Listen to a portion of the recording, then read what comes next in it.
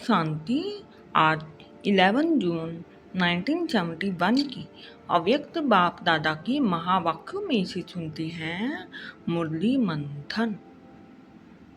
मुरली का सार है तीनों लोकों में बाप दादा के पास रहने वाले रत्नों की निशानियां। बाप दादा ने कहा, अगर अपने लौकिक परिवार में जाओ तो समझो यह भी सेवा स्थान है। अगर अपने घर को सेवा स्थान समझेंगे तो स्वतः सेवा होती रहेगी। बाबा ने कहा, जो सेवाधारी होते हैं उन्हों के लिए हर स्थान पर सेवा है। कहाँ भी रहें, कहाँ भी जावें, लेकिन सेवाधारी को हर समय और हर स्थान पर सेवा ही दिखाई देगी और सेवा में लगे रहेंगे। फिर बाबा ने कहा, बुद्धि में सेवा याद रहने से इस स्मृति की शक्ति से कर्म बंधन भी सहन और शीघ्र खत्म हो जाएगा। फिर बाबा ने कहा, रूहानी सेवाधारी तो रूह से भी सेवा कर सकते हैं। जैसे लाइट हाउस एक स्थान पर होते हुए भी चारों ओर अपने लाइट द्वारा सेवा करते हैं। बाबा ने कहा, जो सेवाधारी हैं वह भी कोई एक स्थान पर होते हुए भी बेहद सृष्टि के बेहद सर्विस पर तत्पर रहते हैं। बाबा ने कहा, ज्ञान स्वरूप है लाइट हाउस और योग युक्त अवस्था है माइट हाउस। बाबा ने कहा, पूरे अस्त्र शस्त्र से तैयार होकर युद्ध के मैदान में जा रहे हो। जो अस्त्र शस्त्रधारी होंगे वह सदैव विजयी होंगे, शत्रु को सामने आने नहीं देंगे। तो शस्त्रधारी बने हो। बाबा ने कहा, अविनाशी शस्त्रधारी व श्रृंगारी अपने को बनाया है। यह भी पक्का कर दो कि कहाँ भी जाएंगे, लेकिन जो अपने आप से अथवा मधुबन के संगठन बीच ईश्वरीय दरबार के बीच जो प्रतिज्ञा की है वह सदा कायम रहेगी। बाबा ने कहा, निश्चय की विजय अवश्य है और हिम्मत रखने वालों को बाप दादा और सर्व ईश्वरीय परिवार की आत्माएं मददगार रहती हैं।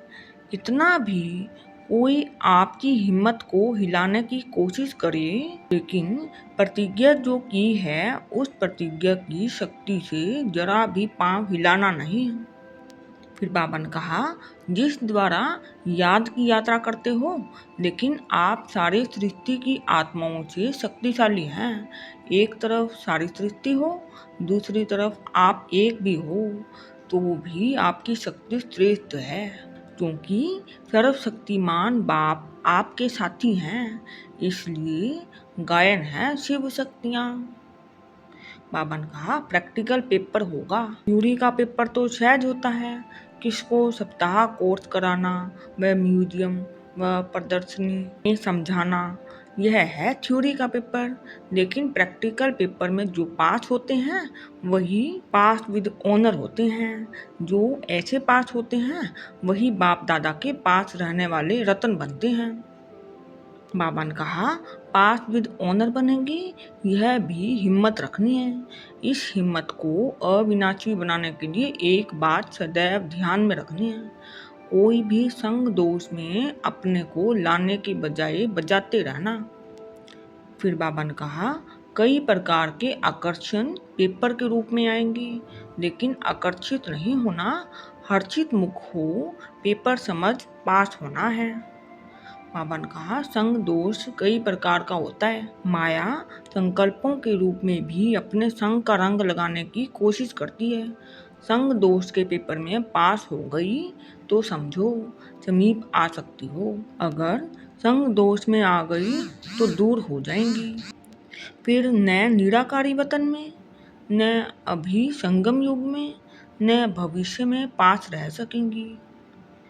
बाबा ने कहा, एक संग दोष 3 लोगों से दूर हटा देता है। एक संग दोष से बचने के लिए तीनों लोकों में, तीनों कालों में बाप के समीप रहने का भाग्य प्राप्त कर सकती हो। इस बाप दादा हंसों का संगठन कहते हैं। बाबा ने हंसों के बारे में बताया कि हंसों का कर्तव्य व स्वरूप क्या होता है। हंसों का स्वरूप है प्योरिटी और कर्तव्य है सदैव गुणों रूपी मोती, ही धारण करेंगे। बाबा ने कहा अवगुण रूपी कंकड़ कभी भी बुद्धि में स्वीकार नहीं करेंगी। यह है कर्तव्य, लेकिन इस कर्तव्य को पालन करने के लिए बाप दादा से सदैव आज्ञा मिलती रहती है। वह कौन सी आज्ञा? बुरा ना देखना, बुरा न सुनना, बुरा न बोलना, न सोचना। अगर इस आज्ञा को सदैव स्मृति में रखेंगे तो फिर सच्चा हंस बनकर बाप जो सर्वगुणों का सागर है, सागर के किनारे पर सदैव बैठे रहेंगे। तो अपने को हंस समझकर अपनी प्रतिज्ञाओं को पालन करते रहना। बाबा ने कहा तो संग दोष से बचना है और ईश्वरीय संग में रहना है। अनेक संग छोड़ना, एक संग जोड़ना है। ईश्वरीय संग सिर्फ शरीर से नहीं होता, लेकिन बुद्धि द्वारा भी ईश्वरीय संग में रहना है। बुद्धि सदैव ईश्वरीय संग में रहे और स्थूल संबंध में भी ईश्वरीय संग रहे। बाबा ने कहा इस संग के आधार पर अनेक संग दोष से बच जाएंगी। बाबा ने कहा इसमें तो शक्ति रूप बनना है। अगर शक्ति स्वरूप का कवच सदैव धारण नहीं करेंगी तो कोमल को तीर बहुत जल्दी लग जाएगा। तीर भी बहुत कोमल स्थान पर लगाते हैं, इसलिए अगर शक्ति स्वरूप का कवच धारण करेंगी तो शक्ति रूप बन जाएंगी। फिर माया का कोई तीर लग नहीं सकेगा। कर्म में कोमल नहीं बनना, सिर्फ मोल्ड होने के लिए रियल गोल्ड बनना है। धीरे से नैन चैन से कोमलता नहीं लाना। यह सभी बातें स्मृति में रख पास विद ऑनर बनना है।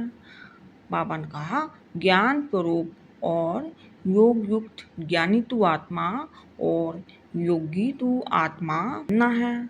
अब पेपर की रिजल्ट देखेंगे, जो प्रैक्टिकल सबूत देंगे वह फर्स्ट नंबर आएंगे। अपन का गैस के गुब्बारे नहीं बनना, वह बहुत तेज उड़ते हैं, लेकिन अल्पकाल के लिए। अपन कहा यहाँ अपने में अविनाशी एनर्जी भरना, टेम्परेरी ऑक्सीजन का आधार नहीं लेना। अच्छा, ओम शांति।